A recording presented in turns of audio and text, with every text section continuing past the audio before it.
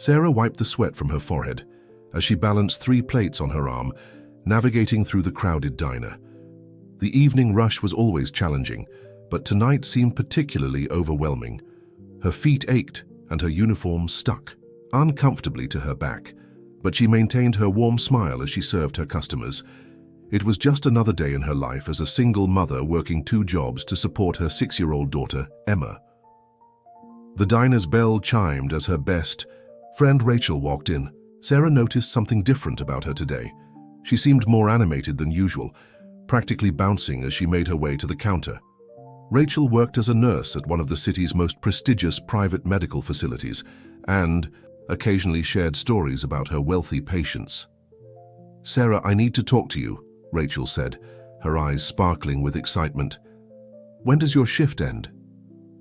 "In about 20 minutes, Sarah replied, refilling a customer's coffee cup. "Is everything okay?" "Everything is more than okay. I might have found your ticket out of this place." Those words made Sarah pause. She'd heard similar promises before, but something in Rachel's tone was different this time.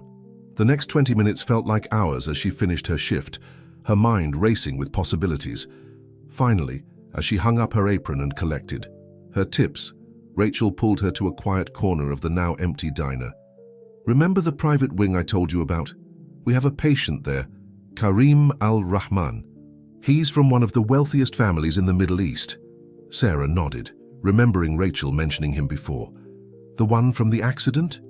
"Yes, he needs a full-time caregiver, and the pay is—" Rachel leaned in closer, whispering the figure. Sarah's eyes widened. The amount was more than she made in 6 months at both her jobs combined.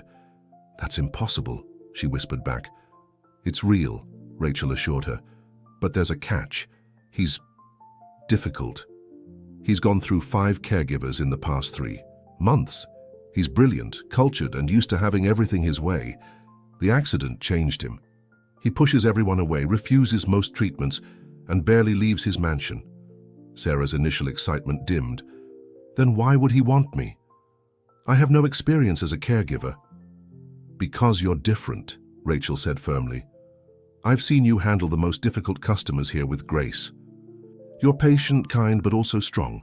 You don't back down when you know you're right. That's exactly what he needs. Someone who won't let him drown in self-pity."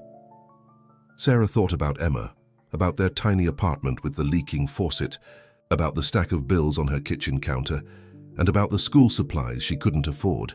The opportunity seemed too good to be true, but wasn't this exactly what she'd been praying for? "What if I'm not good enough?" she asked softly. Rachel squeezed her hand. "You're more than good enough. The interview is tomorrow at 10 a.m. I've already arranged for Mrs. Martinez to watch Emma." Sarah's heart raced. This could change everything, or it could be another disappointment in a long line of them. But as she thought about Emma's smile, about the possibility of finally giving her daughter the life she deserved, she knew she had to try. "I'll need something to wear," she said finally. Rachel's face lit up. "Already taken care of. I have the perfect outfit at my place." As they left the diner, the streetlights flickering on in the growing dusk, Sarah felt a mixture of hope and trepidation. Tomorrow she would walk into a world completely different from anything she'd known before. A world of wealth and privilege, but also of pain and bitterness. She had no idea that this decision would not only change her life, but would also begin to heal a man who had lost his way. The mansion loomed before Sarah like something out of a fairy tale, its massive iron gates slowly opening to admit Rachel's car. The driveway seemed endless, winding through perfectly manicured gardens that stretched as far as she could see. Sarah's hands twisted nervously in her lap, smoothing imaginary wrinkles from the borrowed dress that Rachel had insisted was perfect for the interview. "Remember," Rachel said as they approached the main entrance, "don't let him intimidate you. He'll try to push you away. That's what he does with everyone. But underneath all that anger, he's hurting." Sarah nodded, taking a deep breath to steady her nerves. The front door opened before they could ring the bell, revealing a stern-faced older woman who introduced herself as Mrs. Crawford, the house manager. Her critical gaze swept over Sarah, lingering on her worn handbag, and Sarah fought the urge to hide it behind her back. "Mr. Al-Rahman is waiting in the library," Mrs. Crawford announced, leading them through corridors lined with priceless artwork.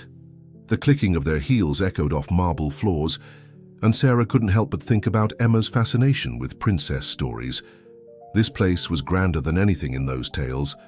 The library doors were massive, carved from dark wood, that gleamed in the morning light. Mrs. Crawford knocked once before pushing them open, revealing a vast room with walls of books stretching 2 stories high.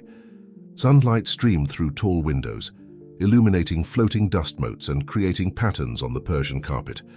And there he was, seated in a wheelchair near one of the windows. Karim al-Rahman cut an imposing figure even while seated. His features were sharp and aristocratic, his black hair slightly too long, as if he couldn't be bothered to maintain it. He wore an expensive suit that did nothing to hide the tension in his shoulders, and his dark eyes fixed on Sarah with an intensity that made her want to step back. Another one. His voice was deep, touched with an accent that made even those 2 words sound elegant. "I thought I made my position clear, Rachel. I don't need a babysitter." "Mr. Al-Rahman," Rachel started, but he cut her off with a sharp gesture. "How many qualifications do you have?" he asked Sarah directly, his tone dismissive. "How many years of experience caring for patients with spinal injuries? I assume you're familiar with the latest physical therapy techniques." Sarah straightened her spine, meeting his gaze directly. "None," she answered honestly. "I'm a waitress. I work 2 jobs to support my daughter. I have no medical training beyond basic first aid." His eyebrows rose slightly, the first crack in his mask of indifference. "Then why are you here?" "Because I need this job," Sarah replied, her voice steady. "And because Rachel thinks I can help you. But if you're looking for someone to pity you or tiptoe around your anger, I'm not that person." The silence that followed her words was deafening. Mrs. Crawford looked scandalized, and Rachel held her breath. But Sarah kept her eyes locked with Karim's refusing to back down. Finally, unexpectedly, one corner of his mouth twitched. "You're either very brave or very foolish," he said. "Possibly both. Tell me about your daughter." The question caught Sarah off guard, but she recovered quickly. "Emma is 6. She loves drawing and making up stories. She thinks every butterfly in our neighborhood is her friend and her father." "Not in the picture," Sarah replied firmly, making it clear she wouldn't elaborate. Karim studied her for a long moment, his expression unreadable. Then he turned to Mrs. Crawford. "Show her the contract." To Sarah, he added, "You start tomorrow. 6 a.m. sharp. Don't be late." "I haven't accepted yet," Sarah pointed out. He raised an eyebrow. "Will you turn it down?" They both knew she wouldn't. The salary alone would change her and Emma's lives completely. But there was something else too, a challenge in his eyes that sparked her determination. This man needed help, whether he admitted it or not, and for some reason she wanted to be the one to break through his walls. "Tomorrow at 6, she confirmed. As Mrs. Crawford led her away to review the contract, Sarah could feel Karim's eyes following her. She had the distinct impression that she'd just passed some sort of test, but also that the real challenges were yet to come. This man was used to pushing people away, to testing their limits until they broke. She would have to be stronger than anyone he'd encountered before. Sarah's first week at the mansion proved to be more challenging than she had anticipated. Each morning she arrived before sunrise, leaving Emma with Mrs. Martinez, their elderly neighbor who had become like a grandmother to her daughter. The guilt of spending less time with Emma was only somewhat eased by knowing she could now afford to give her a better life. Karim proved to be as difficult as Rachel had warned. He barely acknowledged Sarah's presence, responding to her attempts at conversation with curt monosyllables or complete silence. He refused most of her help, struggling to do things himself, even when it clearly caused him discomfort. His physical therapy sessions often ended with him in a dark mood that lasted for hours. Mrs. Crawford didn't make things easier. The house manager watched Sarah's every move with suspicious eyes, as if expecting her to pocket the silverware or break the priceless vases that seemed to occupy every surface. The other staff members kept their distance, clearly used to the revolving door of caregivers who never lasted long. On her 5th day, Sarah arrived to find Karim already awake, staring out the window of his study. The early morning light cast shadows across his face, highlighting the tension in his jaw. She noticed the untouched breakfast tray beside him. "You need to eat," she said, moving to stand beside his wheelchair. "I'm not hungry," he replied without looking at her. "That's what you said yesterday and the day before. The medications won't work properly on an empty stomach." He turned to face her then, his dark eyes flashing with anger. "And what would you know about medications? Weren't you just a waitress last week?" Sarah met his gaze steadily. "I can read instructions, Mr. Al-Rahman, and I know that starving yourself won't solve anything. So you know nothing about me or what I'm going through," he snapped. "You're right," she agreed, surprising him. "I don't know what it's like to be in your position, but I do know what it's like to feel helpless, to watch life spin out of control, and not be able to do anything about it." Something in her voice made him look at her more closely. "Is that what happened with Emma's father?" Sarah tensed slightly, but kept her voice steady. "We're not talking about me. We're talking about your breakfast getting cold." A ghost of a smile touched his lips. "You're very persistent." "Part of my charm," she replied, pushing the breakfast tray closer to him. "Now, shall I feed you myself? Or would you prefer to maintain some dignity and do it on your own?" To her surprise, he actually chuckled, a short, rusty sound as if he'd forgotten how. "You wouldn't dare." "Try me," she challenged, picking up the fork. He held her gaze for a moment longer before reaching for the fork himself. "You're going to be trouble, aren't you?" "I prefer to think of it as being effectively supportive," she said, watching with satisfaction as he began to eat. The morning progressed with a slightly different energy. Karim still maintained his distance, but there were moments when his guard seemed to lower slightly. During his physical therapy session, instead of his usual stony silence, he actually responded to her encouragement, pushing himself harder than before. Later that afternoon, while Sarah was organizing his medications for the next day, she heard the sound of small footsteps in the hallway. Her heart stopped. She knew those footsteps. Before she could react, Emma burst into the room, her backpack still on, her face bright with excitement. "Mommy, Mrs. Martinez had an emergency and brought me here, and the nice lady at the door said you were up here and—" She stopped abruptly, noticing Karim for the first time. Sarah held her breath, expecting him to be angry at the interruption.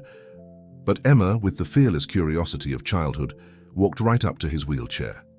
"Are you the prince?" she asked seriously. Karim looked startled, then confused. "The prince?"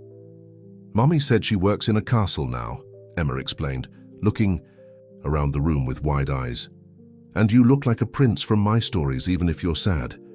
Sarah started to apologize, but stopped when she saw something unexpected. Karim's expression had softened, the permanent crease between his brows smoothing out. "I'm afraid I'm not a prince," he told Emma gently. "Just a man who lives in a big house." "Oh." Emma considered this for a moment, then reached into her backpack. "Would you like to see my drawing? I made it today. It's a butterfly garden." Before Sarah could stop her, Emma had climbed onto the arm of Karim's wheelchair, sharing her artwork with the man who had terrorized 5 previous caregivers, and to Sarah's amazement, he was looking at the drawing with genuine interest, asking questions about the different colors and shapes. In the weeks that followed Emma's unexpected visit, subtle changes began to appear in the mansion's atmosphere. The heavy curtains that usually remained drawn were now often open, allowing sunlight to stream into the rooms. Emma's butterfly drawing had found a permanent home on Karim's desk, and Mrs. Crawford had mysteriously stopped hovering quite so much around Sarah. One rainy afternoon, while organizing Karim's extensive library, a task he supervised with military precision, Sarah discovered a photo album hidden behind some books. Before she could stop herself, she had opened it, revealing photographs of a younger, smiling Karim standing next to a beautiful woman with striking green eyes. "Put that back." His voice cut through the silence like a whip. Sarah jumped, nearly dropping the album. "I'm sorry, I didn't mean to pry." "Yet you did." His hands gripped the wheelchair's armrests so tightly his knuckles turned white. "That's private." She should have just put the album back, but something in his expression, raw pain barely contained, made her pause. "She's beautiful." Was? She... My fiancée, he cut her off, his accent thickening with emotion. Sophia, now put it back where you found it. Sarah carefully returned the album, but didn't move away. What was she like? That's none of your business, he snapped, but his voice lacked its usual sharp edge. After a long moment of tense silence, he added quietly, she loved ballet, she was a dancer. The simple admission seemed to cost him greatly. Sarah watched as he wheeled himself to the window, his shoulders rigid with tension. Rain streaked down the glass, creating shifting patterns that matched his somber mood. Emma's taking ballet lessons now, Sarah said softly. Her first recital is next week. She's nervous, but excited. Karim didn't respond, but she could tell he was listening. Would you like to come? The words left her mouth before she could stop them. It's at the community center. Nothing fancy, just kindergartners in tutus trying not to fall over. He turned to look at her, surprise evident in his features. Why would you invite me to that? Because you haven't left this house in months. Because Emma hasn't stopped talking about showing you more of her drawings. Because maybe it's time to start living again.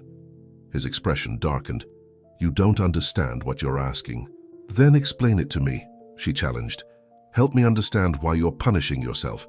I'm not, he began, but was interrupted by the sound of the doorbell echoing through the mansion. Moments later, Mrs. Crawford appeared at the library door looking unusually flustered. Mr. Al-Rahman, your brother is here. The change in Karim was immediate and dramatic. His entire body tensed, and his face became a mask of cold indifference. Tell him I'm not receiving visitors. He insists on seeing you, Mrs. Crawford replied nervously. He says it's about the company. The company is no longer my concern, Karim said firmly, but it was too late. Heavy footsteps echoed in the hallway and a tall, imposing figure appeared in the doorway. Hassan al-Rahman carried himself with the confidence of someone used to having his every command obeyed. He wore an impeccably tailored suit, and his presence seemed to fill the entire room. Still hiding in your library, little brother? Hassan's voice was smooth but held an edge of contempt. His eyes flickered to Sarah, dismissing her with a glance. And with yet another caregiver, how disappointing. Get out, Hassan, Karim growled. The board meeting is next week, Hassan continued as if Karim hadn't spoken. Father's legacy is at stake. How long do you plan to wallow in self-pity while our family's empire crumbles? Sarah watched the exchange, feeling the years of tension between the brothers. Karim's hands were trembling slightly on his wheelchair, though his face remained impassive. My answer hasn't changed, Karim said coldly. The company is yours. I want no part of it. Hassan's pleasant expression slipped, revealing something harder beneath. You don't have a choice. The shareholders are demanding answers. Your absence has cost us millions. If you don't return to your position, there will be consequences. Are you threatening me? I'm trying to save you from yourself. Hassan's gaze swept the room, lingering on Sophia's photograph that was still visible in the partially open album. She wouldn't have wanted this for you. The mention of Sophia made Karim flinch as if he'd been struck. Sarah found herself moving closer to his wheelchair, instinctively wanting to protect him from his brother's cruel words. The aftermath of Hassan's visit left a heavy atmosphere in the mansion. Karim retreated further into himself, cancelling his physical therapy sessions and refusing to leave his room. Sarah watched helplessly as the progress they'd made seemed to crumble, but she wasn't about to give up. On the morning of Emma's ballet recital, Sarah arrived at work to find Karim's room empty. She found him in the garden, something she'd never seen before. He sat in his wheelchair among the roses, a leather-bound journal open in his lap. I didn't know you came out here, she said softly, not wanting to startle him. Sophia planted. These, he replied, his voice distant. She said a house without a garden has no soul. He closed the journal carefully. The recital is today, isn't it? Sarah nodded, surprised he remembered. At 3 o'clock. I've been thinking about what you said. He turned to face her, his expression softer than she'd ever seen it. About living again, it's not that simple. Nothing worth doing ever is, she replied, moving to sit on a nearby bench. The morning sun was warm on her face, and the roses filled the air with their sweet fragrance. Hassan was right about one thing, Karim continued. I've been hiding. But you don't understand what it's like to face the world when everything you thought you knew about yourself has changed. Then help me understand, Sarah said gently. He was quiet for so long she thought he wouldn't answer. Then, Sophia and I were returning from a charity gala. She'd just finished a performance, her first leading role. We were celebrating. His voice cracked slightly. I was driving. Sarah's heart ached for him, but she remained silent, letting him continue at his own pace. The doctors said it was instantaneous for her. I woke up 2 weeks later unable to feel my legs, and she was... He couldn't finish the sentence. Her family blamed me. They were right to. It was an accident, Sarah said softly. An accident I caused. His voice rose sharply, then fell again. I took everything from her, her dreams, her future. She was going to dance at the Royal Ballet. We were going to get married in the spring. Sarah moved closer to his wheelchair. And you've been punishing yourself ever since. I deserve it. No, she said firmly. You deserve to heal. Sophia wouldn't have wanted this for you. Don't, he warned. Don't pretend you knew her. I didn't, Sarah acknowledged, but I know that anyone who loved ballet enough to make it their life's passion wouldn't want the people they loved to stop living. That's why you should come to the recital today. He looked at her sharply. Sarah, just think about it, she said, standing up. I need to go check on your medications. As she turned to leave, his voice stopped her. What happened with Emma's father? Sarah tensed but didn't turn around. After what he'd shared, she owed him some honesty. He left when I told him I was pregnant, said he wasn't ready for responsibility. I haven't heard from him since. He's a fool, Karim said quietly. She glanced back at him, surprised by the conviction in his voice. Their eyes met, and something unspoken passed between them, a recognition of shared pain, of battles fought alone. The rest of the morning passed in a different kind of silence than usual. Karim allowed Sarah to help him with his exercises, without complaint, and even ate the lunch she brought without being prompted. As she prepared to leave for the recital, she found him in his study dressed in a sharp suit. Mrs. Crawford called for the car, he said, not meeting her eyes. If the invitation still stands. Sarah's heart leaped, but she kept her voice casual. It does. Emma will be thrilled. The drive to the community center was quiet, but not uncomfortably so. Sarah noticed Karim's hands gripping his armrests tightly as they approached the building, and she understood what this step was costing him. It was his first public appearance since the accident. The community center's modest auditorium was already filling with excited parents and siblings when they arrived. Sarah helped Karim position his wheelchair in an accessible spot near the front, aware of the curious glances from other parents.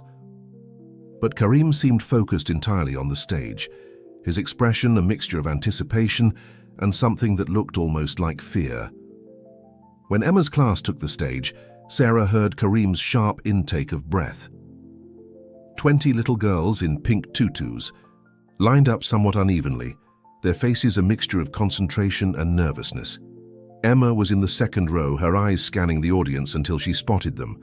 Her face lit up when she saw Karim, and she gave an enthusiastic wave that nearly knocked over the girl next to her. The ballet recital changed something fundamental in the dynamics of the mansion. Emma's performance, despite its endearing imperfections, had touched something deep inside Karim.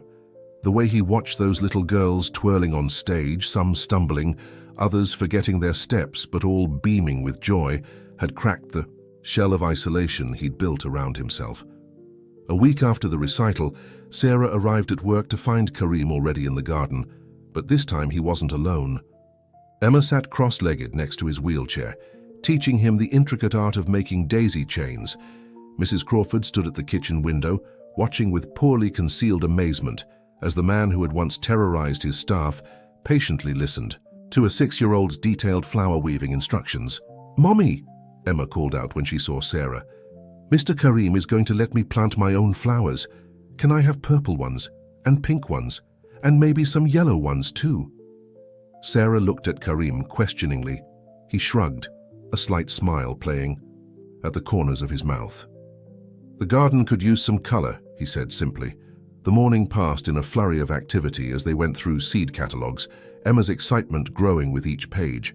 Karim seemed to know a surprising amount about flowers, sharing stories about different varieties that had Sarah wondering if gardening had been more than just Sophia's passion. As Emma drew elaborate plans for her future garden, Sarah noticed Karim watching her daughter with an expression she couldn't quite read. There was warmth there, but also something that looked like longing, or perhaps regret. "She reminds me of my sister," he said quietly, when Emma had run off to show her drawings to Mrs. Crawford. "Amira was just as enthusiastic about everything when we were children." "I didn't know you had a sister," Sarah said, realizing how little she actually knew about his family beyond Hassan. "She lives in Dubai now. We haven't spoken since—" He trailed off, his expression clouding. Hassan made sure the family chose sides after the accident. Before Sarah could respond, the mansion's doorbell rang. Through the garden windows, they could see Mrs. Crawford hurrying to answer it. Moments later, she appeared in the garden, looking flustered. "Mr. Al-Rahman, there's a Ms. Chen here from the board of directors. She says it's urgent." Karim's expression hardened instantly. "Tell her I'm not available. She says she won't leave until she speaks with you. It's about the shareholders' meeting tomorrow." Sarah watched as Karim's hands tightened on his wheelchair's armrests, the piece of the morning shattered like glass. "I'll handle this," he said finally, his voice tight with tension. As he wheeled himself toward the house, Sarah couldn't help but notice how much stronger his arms had become since she'd started working with him. His movements were more confident, more controlled. The physical therapy was paying off, even if he refused to acknowledge it. The meeting with Ms. Chen lasted over an hour. Sarah kept Emma occupied in the garden, but she could sense the tension emanating from the study where Karim and the board member were speaking. When Ms. Chen finally left, her expression was grim.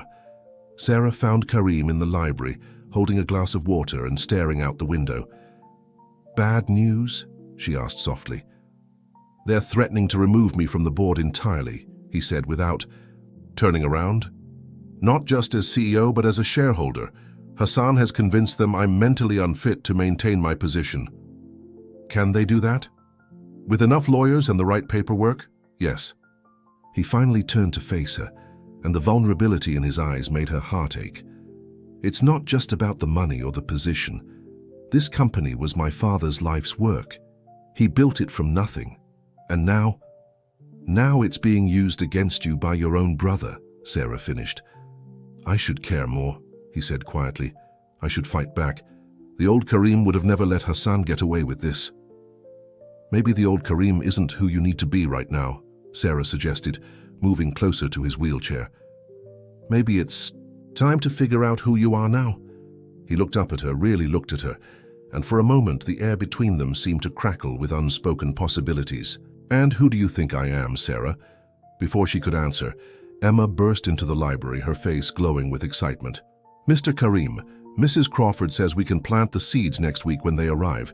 Can you teach me how to take care of them? Please." The tension in the room dissolved as Karim's attention shifted to Emma.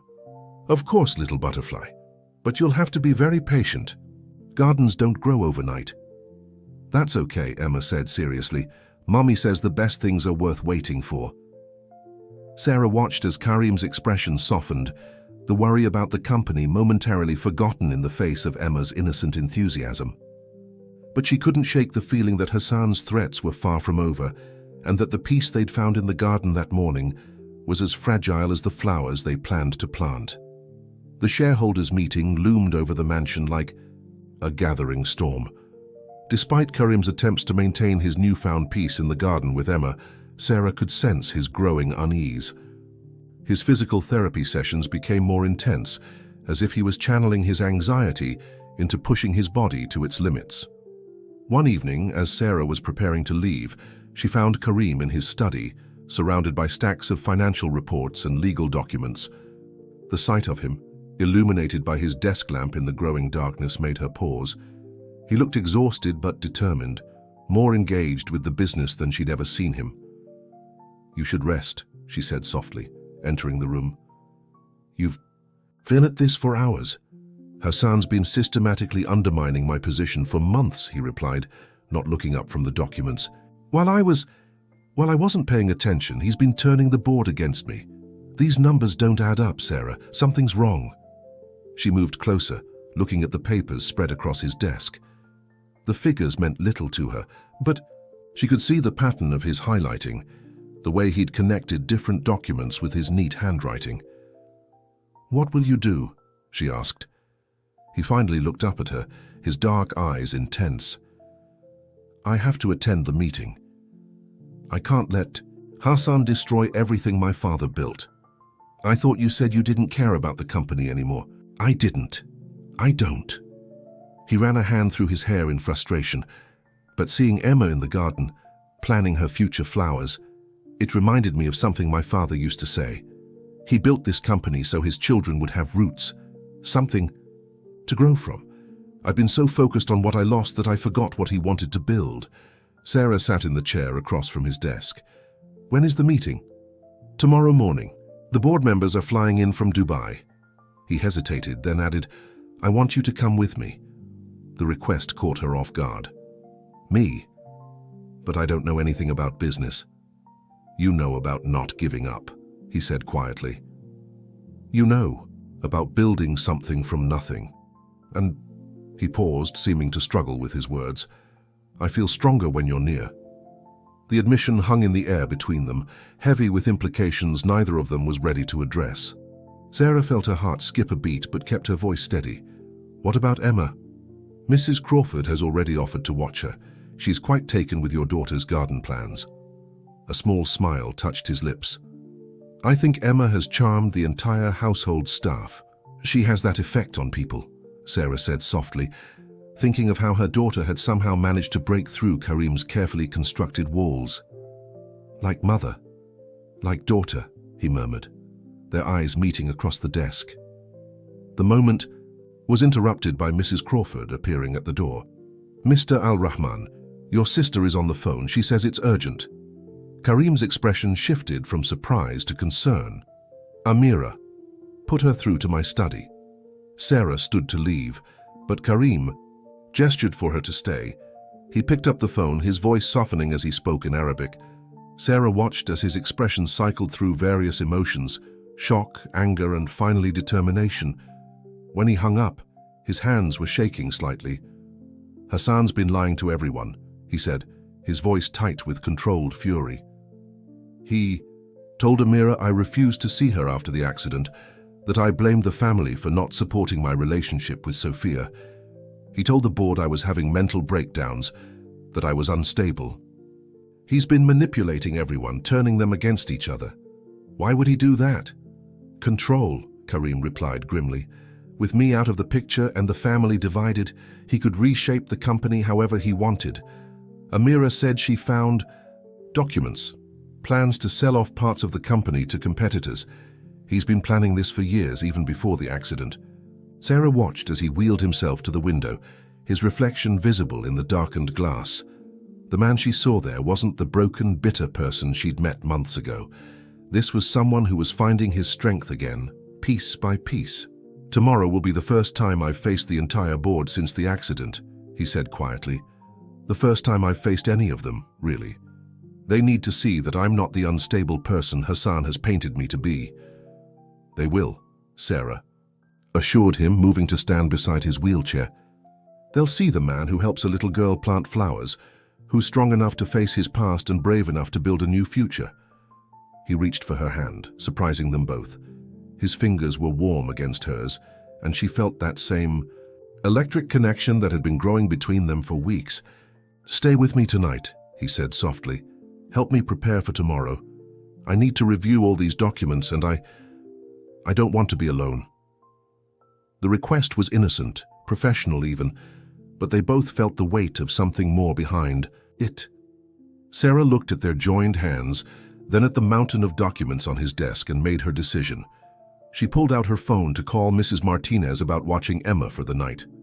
The morning of the shareholders' meeting dawned clear and bright, a stark contrast to the tension that filled the mansion. Sarah had spent the night helping Karim organize his evidence, watching as he meticulously built his case against Hassan's. manipulation. They had worked in comfortable silence, sharing occasional glances that held more meaning than either dared to express. Now, as they pulled up to the towering glass building that housed the Al Rahman Corporation, Sarah could feel Karim's tension. He sat beside her in the car, impeccably dressed in a custom suit, his face a mask of calm that didn't quite reach his eyes. "You don't have to do this alone," she said softly, reaching for his hand. He intertwined his fingers with hers, drawing strength from her presence. "I've been alone for so long I almost forgot what it felt like to have someone in my corner." The elevator ride to the top floor was silent, but their joined hands spoke volumes. When the doors opened, they were met by a sight that made Sarah's heart skip. Hassan, standing with a group of board members, his confident smile faltering slightly at the sight of his brother. "Karim," Hassan recovered quickly, his voice smooth as silk. "We didn't expect you to actually come, and with your caregiver." The last word dripped with condescension. "Hello, brother." Karim's voice was steady, controlled. "We have much to discuss." The boardroom was impressive, with floor-to-ceiling windows offering a panoramic view of the city. Sarah helped Karim position his wheelchair at the head of the table, feeling the weight of curious and judgmental stares from the board members. "Before we begin," Hassan started, standing to address the room, "I think we should discuss my brother's fitness to participate in these proceedings. His recent behavior—" "My recent behavior?" Karim cut him off, his voice sharp. "Let's talk about behavior, Hassan. Let's talk about lying to our sister, about manipulating the board, about secret deals with our competitors." A murmur ran through the room. Hassan's smile became strained.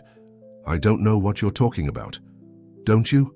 Karim began distributing folders to each board member. "These documents tell a different story.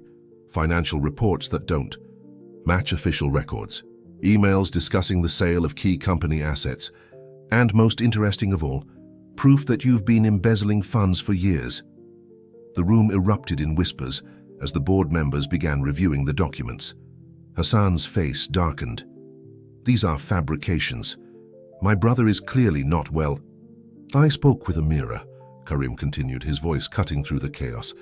"She found the original documents in your office. She's on her way here now with more evidence."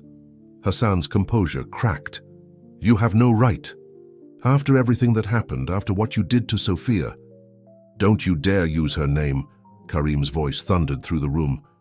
Sarah placed a steadying hand on his shoulder, and he took a deep breath before continuing more calmly. "I've spent the past year punishing myself for the accident. I let you use my guilt to push me away from everything and everyone, but no more." He wheeled himself around the table, facing each board member in turn. "I am not the same man I was before the accident. I'm stronger now because I've learned what truly matters. This company was built on integrity, on my father's dream of creating something that would last generations. I won't let it be destroyed by greed and manipulation." Ms. Chen, the board member who had visited the mansion, spoke up. "These accusations are serious, Mr. Al Rahman. If they're true—" "They are," a new voice said from the doorway. Everyone turned to see a striking woman in a hijab, Amira, standing there with another stack of documents. "And I have proof of every single one." The next hour was a blur of revelations and accusations. Hassan's carefully constructed facade crumbled as more evidence of his deception came to light. Board members who had been skeptical of Karim's stability now looked at him with new respect as he calmly and methodically laid out his plans for the company's future. Through it all, Sarah remained by his side, a quiet source of strength. She watched with pride as the man who had once hidden from the world reclaimed his place in it, not as the person he was before, but as someone new, someone stronger. When the votes were finally tallied, the result was unanimous. Hassan was removed from his position, pending a full investigation into his activities. Karim was reinstated as CEO, with the board's full confidence. As the room began to clear, Hassan approached them one last time, his face a mask of barely contained fury. "This isn't over, little brother. You have no idea what you're doing." "No, Hassan," Karim replied calmly. "For the first time in a long time, I know exactly what I'm doing." He reached for Sarah's hand, holding it openly in front of his brother. and I know exactly who I want by my side while I do it. The days following the shareholders' meeting brought significant changes to the mansion.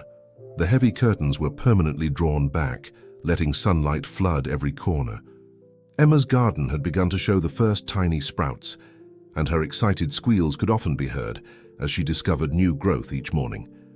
Karim split his time between the office and home, throwing himself into rebuilding the company while refusing to let go of the peaceful moments he'd found in the garden.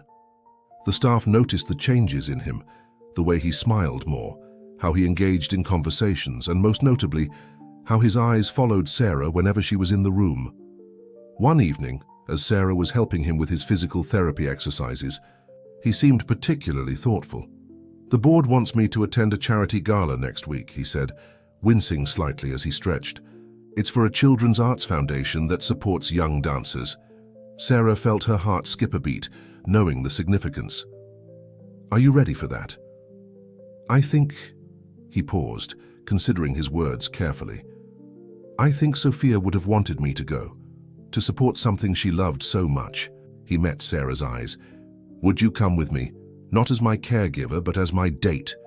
The question hung in the air between them, loaded with meaning.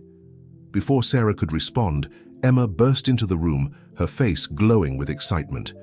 Mr. Karim, the purple flowers are starting to bloom." She stopped short, looking between them with a child's intuitive sense of having interrupted something important.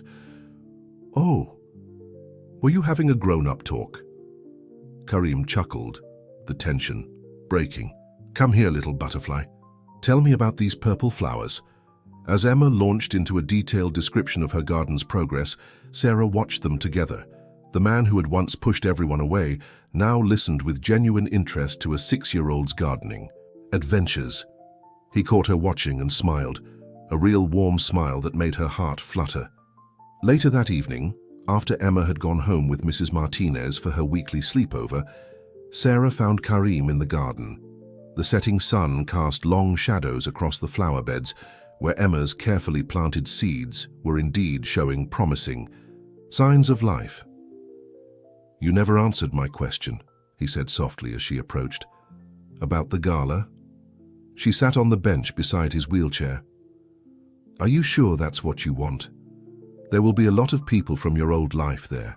"My old life," he repeated thoughtfully. "You know, I've been thinking about that, about who I was before the accident and who I am now." He turned to face her fully. The old Karim would have never let a little girl plant flowers in his precise, perfectly maintained garden. He would have never spent afternoons learning to make daisy chains or attending children's ballet recitals. "And the new Karim?" she asked quietly. "The new Karim understands that sometimes the most beautiful things grow from unexpected places." His hand found hers, their fingers intertwining naturally. "Like a garden planted by a child, or—" hesitated, then continued, "or falling in love with someone who saw past all your broken pieces." Sarah's breath caught in her throat. "Karim, I know this isn't simple," he continued. "I'm your employer. There's Emma to consider, and I still have so much healing to do. But when I'm with you, I feel like maybe the broken pieces aren't so broken anymore. They're just different, making something new." A soft breeze rustled through the garden, carrying the sweet scent of Emma's newly blooming flowers. Sarah looked at their joined hands, thinking about all the changes the past months had brought. She thought about Emma's growing attachment to Karim, about the way he'd fought to reclaim his life, about the countless small moments that had led them here. "Yes," she said finally. "Yes, yes to the gala," she smiled, squeezing his hand. "Yes to seeing where this goes. Yes to—" She gestured at the garden, the mansion, everything around them, all of it. His face lit up with a joy she'd never seen before, making him look younger, unburdened. He pulled her closer, their foreheads almost touching. "I should warn you," he said softly. "Emma mentioned wanting to plant a vegetable garden next. Something about organic tomatoes." Sarah laughed, the sound carrying across the peaceful garden. "Well, then we better make sure we do it right, together." As the last rays of sunlight painted the sky in shades of pink and gold, they sat in comfortable Silence watching the garden Emma had planted with so much hope. Tomorrow would bring new challenges, the gala, the company, the complexities of blending their lives together. But for now, in this moment, they had found something precious. A new beginning, growing as naturally as the flowers around them. The night of the charity gala arrived with a sense of anticipation that filled the entire mansion. Sarah stood in front of the mirror in what had once been Sophia's dressing room, now transformed into her own space. The elegant emerald green gown Karim had insisted on buying her flowed like water around her feet. Behind her, Emma sat on a plush ottoman, already in her pajamas, ready for her sleepover with Mrs. Crawford. "You look like a princess, Mommy," Emma said, her eyes wide with wonder. "Indeed she does," came Amira's voice from the doorway. Karim's sister had arrived earlier that day, and her presence had brought even more warmth to the mansion. She entered, the room carrying a velvet box, which is why she needs these. Inside the box lay a stunning set of emerald earrings. Sarah gasped. "Amira, I couldn't possibly. They were our mother's," Amira said softly, helping Sarah put them on. "And she would have been so happy to see them worn by someone who brought our family back together." Downstairs, Karim waited in the foyer. His physical therapy had progressed remarkably over the past months, and while he still used the wheelchair, his upper body strength had increased significantly. He had even begun experimental treatments that showed promise for partial mobility recovery. But tonight, all thoughts of therapy were far from his mind as he watched Sarah descend the stairs. "You take my breath away," he said softly when she reached him. The drive to the gala venue was filled with a nervous energy. This would be their first public appearance as a couple, and they both knew the significance of the event itself, a fundraiser for young dancers held in the very hall where Sophia had given her last performance. As they entered the grand ballroom, Sarah felt the weight of curious stares and whispered conversations, but Karim held her hand firmly, his presence steady and sure. They made their way through the crowd, greeting board members and benefactors. Many seemed surprised by the change in Karim. Gone was the bitter recluse, replaced by a man who spoke passionately about the foundation's mission and introduced Sarah with obvious pride. During a quiet moment, as they watched young ballet students perform a demonstration, Karim leaned close to her. "Look up there," he whispered, pointing to a large photograph on the wall. It showed a young woman in mid-dance, her body creating a perfect arc, her face radiant with joy. "That's Sophia." Sarah studied the image, seeing the passion and life captured in that moment. "She was beautiful." "Yes, she was," Karim agreed, his voice gentle. "And she would have loved this. Seeing her passion help other young dancers achieve their dreams." He turned to Sarah, his eyes full of emotion. "She would have loved you too, you know. Your strength, your kindness, the way you never gave up on me." As the evening progressed, they shared their first dance together. Karim surprising everyone by using his improved strength to stand for a few moments, supported by Sarah, swaying gently to the music. The room faded away around them as they held each other, lost in their own world. Later, in the garden of roses that had started it all, Karim pulled Sarah close under the starlit sky. Emma's flowers had bloomed fully now, their colors visible even in the moonlight, adding unexpected beauty to the formal rose garden. "I have something to ask you," he said, reaching into his pocket and pulling out a small box. "This isn't just about us anymore. It's about family, the one we've built together, unexpected and beautiful, like Emma's garden." Sarah's heart raced as he opened the box, revealing a stunning ring that somehow managed to be both elegant and understated, perfectly them. "This past year has taught me that sometimes life's greatest gifts come disguised as challenges," he continued. "You and Emma brought light back into my world when I thought I would never see it again. You helped me understand that healing doesn't mean forgetting the past, but learning to build a new future." He took her hand, his eyes shining with love and hope. "Sarah, will you marry me? Will you and Emma make this house a true home?" Tears sparkled in Sarah's eyes as she looked at the man before her. Not the broken person she'd met a year ago, but someone who had found the courage to love again, to live again. She thought about Emma, who had already started calling the mansion our castle, about Mrs. Crawford, who had become like a grandmother to her daughter, about Amira, who had welcomed them as family. "Yes," she whispered, her voice full of emotion.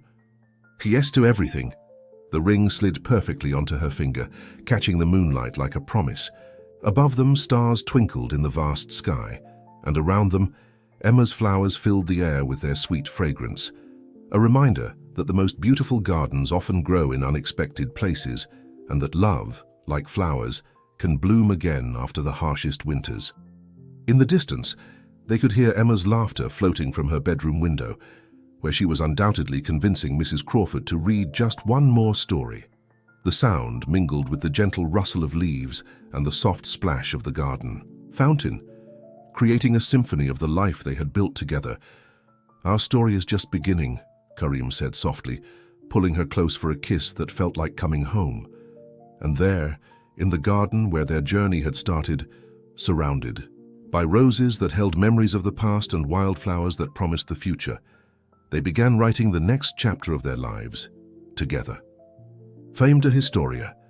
Dear listeners, we hope Sarah and Karim's journey has touched your hearts as deeply as it has touched ours.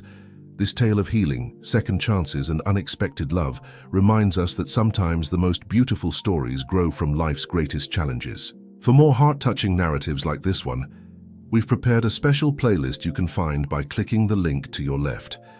Don't forget to subscribe to our channel and give this video a thumbs up if you enjoyed their story. We bring you unique tales of love and redemption every day, each one carefully crafted to remind us of the power of hope and the beauty of new beginnings. Join us in the comments below to share your thoughts on Sarah and Karim's journey. We can't wait to hear from you.